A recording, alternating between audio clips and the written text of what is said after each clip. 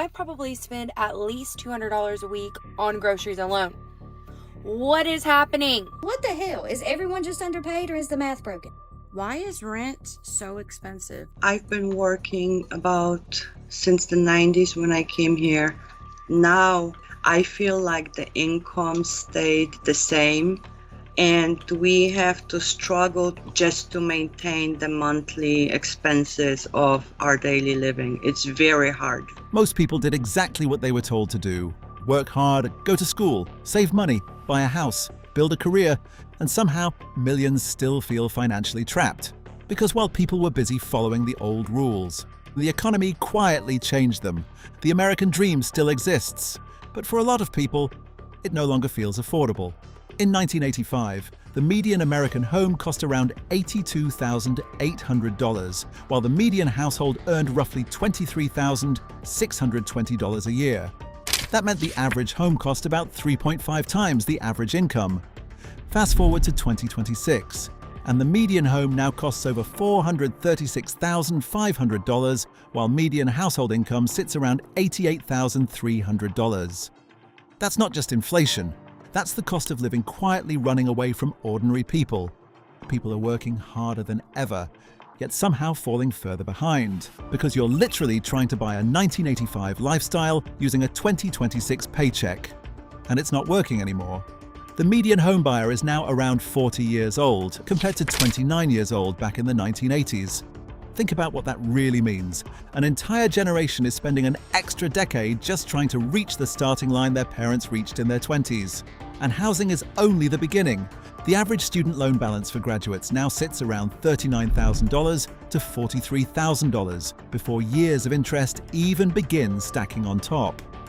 Meanwhile, tuition has been rising roughly 5.6% annually for decades. Far faster than wages. College used to be something people could realistically pay for with part-time work and summer jobs.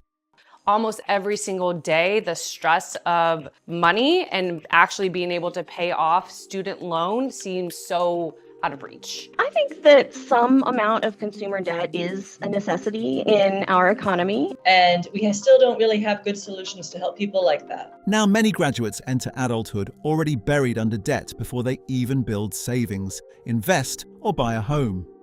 The average debt-to-income ratio for many new graduates now approaches 58%, meaning before rent, before groceries, before insurance, before gas. More than half their yearly income is already spoken for, and this is where the system became really dangerous. The subscription economy normalized monthly payments for almost everything. Netflix, Spotify, car payments, phone financing. Buy now, pay later. Monthly software subscriptions, food delivery memberships. People don't even realize how much of their income is permanently pre-assigned before the paycheck even hits their account. Every month feels manageable, until you realize your entire paycheck already belongs to someone else before you even get paid. And slowly, ownership disappeared. People rent apartments longer, lease cars longer, finance phones, finance furniture, finance vacations, finance groceries with credit cards. The American dream quietly transformed into a subscription service. But while everyone was distracted trying to survive rising costs, wealthy people adapted to the new economy decades ago. They stopped relying mainly on wages and started accumulating assets, real estate, stocks, businesses. Because wealth in modern America no longer grows primarily through labor, it grows through ownership. Since 1985, median household income increased roughly 255%, but median home prices surged more than 415%. Assets exploded in value faster than wages ever could. Obviously, the cost of living crisis is crazy. Most people are not touching that kind of money. This is not a drill. This is happening. And for whatever reason, people are pretty much giving up on the American dream, for whatever reason. So if you owned appreciating assets, you became wealthier. If you only relied on your paycheck, you slowly lost ground every single year. And most people never realized the rules changed. They're still following the old blueprint. Go to school, get a stable job, work harder, save money, retire someday.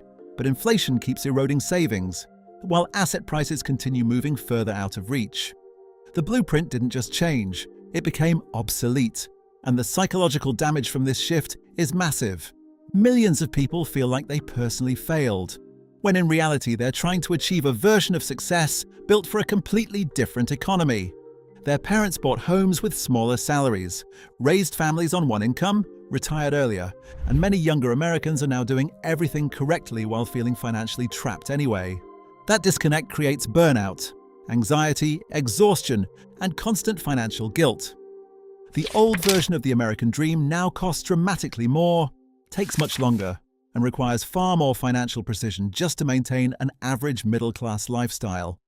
The dream itself didn't completely disappear, but for many people, it quietly became a luxury product. And blindly following the old version of it might be one of the most expensive financial mistakes people still make today. Do you think home ownership is still worth pursuing anymore? Or are younger generations being forced to build wealth differently? Because for millions of people, buying a home no longer feels like moving forward financially. It feels like barely surviving the monthly payment. And that creates a much bigger problem most people still aren't talking about.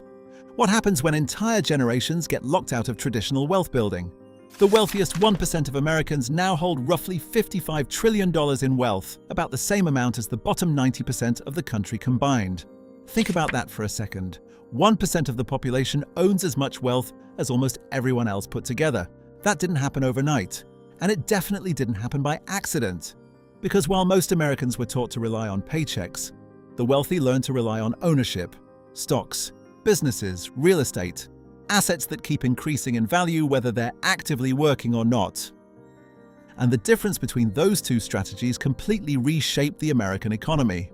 The stock market has set 53 all-time record highs since the election. Think of that. 1 year, everybody's up, way up. 500 gaining 13% at today's high in just 13 trading days. Really a generation, couple of generations of investors, not only individual investors, mind you, institutional investors. Middle-class families built most of their wealth through their homes. Lower-income households increasingly relied on debt just to survive rising costs. But wealthy households, they owned the assets benefiting the most from decades of bull markets and money printing, while normal people kept their savings in bank accounts earning almost nothing.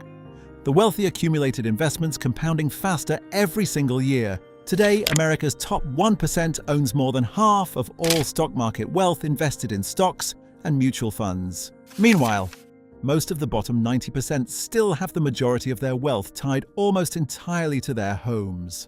And when housing slows down, their financial growth slows down with it. Even wage growth tells the same story.